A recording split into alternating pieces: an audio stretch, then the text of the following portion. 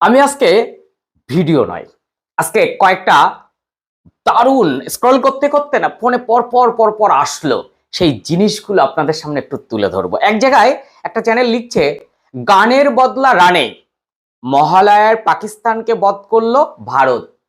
এক জায়গায় লেখা হচ্ছে, মহালয়ার দিন অসুর বধ।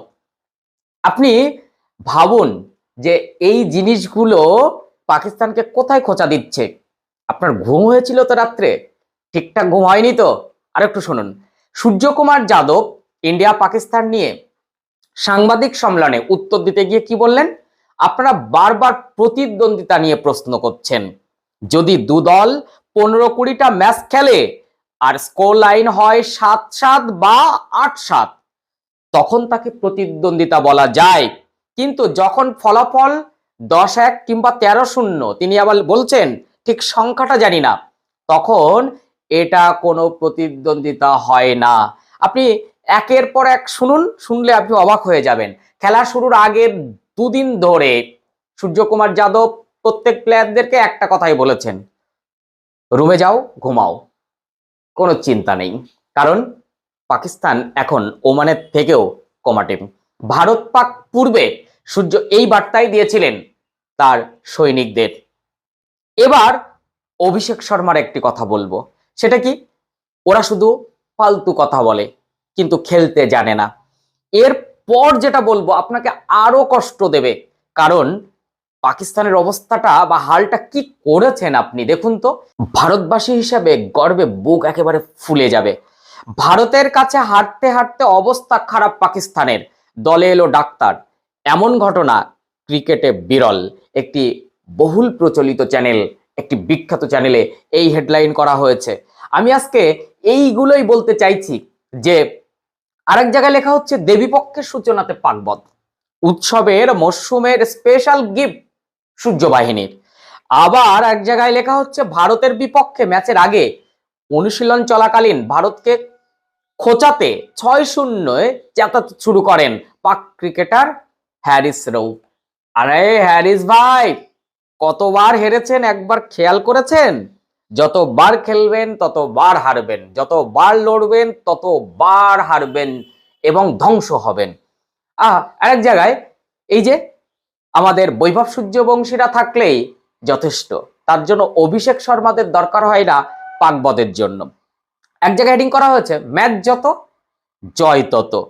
এই যে একের পর এক হেডিং এবং এবং এবং এবং এই এই এইগুলো স্ক্রল করতে করতে যখন সামনে আসছে না, ভারতবাসী হিসেবে বুকটা পুরো পুরো একেবারে যেন কত 36, 38, 40 ইঞ্চি হয়ে যাচ্ছে।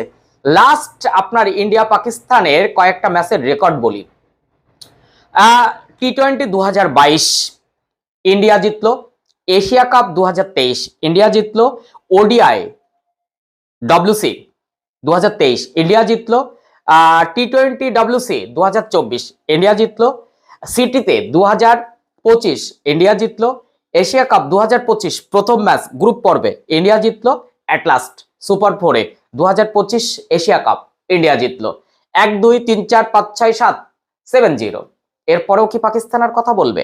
নিশ্চয়ই বলবে না, বলতে একেবারে বন্ধ। তবে আমি চাই কিছু কথা তারা বলুক, না হলে লড়াইটা হবে কি করে? ওরা মুখে কথা বলবে, আমরা ব্যাটে উত্তর দেব।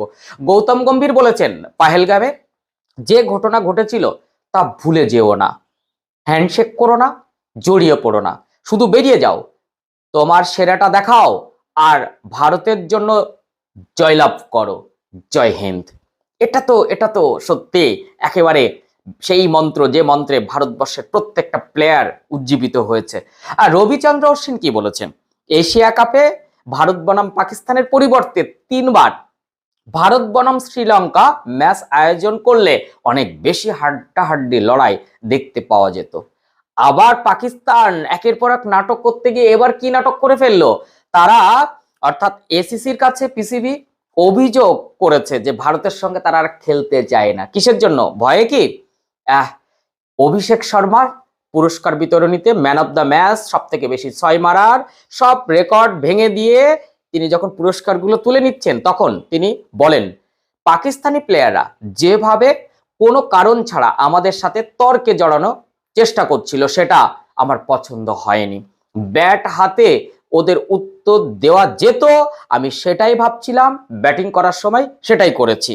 এই যে একের পর এক, এটাকে কি বলবো, ঝড়, বোমা, বিস্ফোরণ সবকিছুই বলতে পারেন।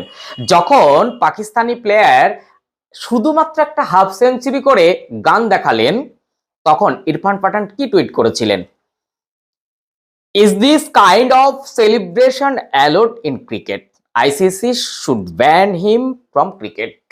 অবশ্যই, অবশ্যই এই জায়গা থেকে একের পর এক। তবে হ্যাঁ, ওয়াসিম আকরম কিন্তু আর কথা বলবেন না।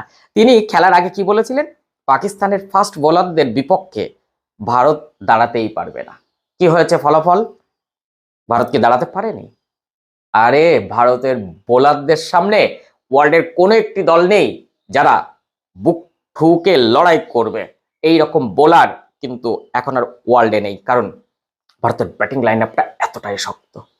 তো নতুন হলে অবশ্যই চ্যানেলটি সাবস্ক্রাইব করবেন, আর ফেসবুক থেকে দেখলে অবশ্যই ফলো দিয়ে রাখবেন, এরকম ইন্টারেস্টিং ভিডিও পেতে ভীষণ সুবিধা হবে।